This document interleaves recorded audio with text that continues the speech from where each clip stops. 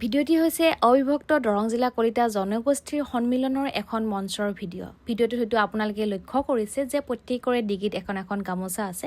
গামোচাকেইখন যদিও ফুলাম নহয়, কিন্তু গামোচাকেইখন আছিলে অসমীয়া শিপিনীৰ হাতত প্ৰাণ পাই উঠা এখন এখন গামোচা। তেওঁলোকৰ যিটো আদৰণীয় পদক্ষেপ আছিলে, সঁচাকৈ মই আপ্লুত হৈছিলোঁ আৰু সেইকাৰণে ভিডিঅ'টি আপোনালোকৰ লগত শ্বেয়াৰ কৰিবলৈ মন গ'ল। কিয়নো যিহেতু বহাগ মাহ সমাগত আৰু বহাগ মাহৰ বিহুৰ মঞ্চত বিভিন্ন শিল্পীৰ লগতে বিভিন্ন ব্যক্তিক আমি সম্বৰ্ধনা হয়তো জনোৱা দেখা পোৱা যাব।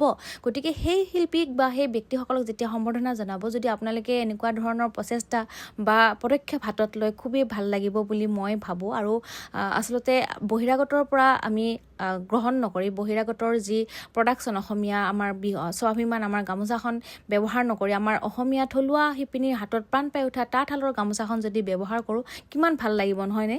গতিকে আহকচোন এনেকুৱা ধৰণৰ আদৰণীয় পদক্ষেপ গ্ৰহণ কৰি আমাৰ অসমীয়াৰ স্বাভিমান আমি জীয়াই ৰাখোঁ।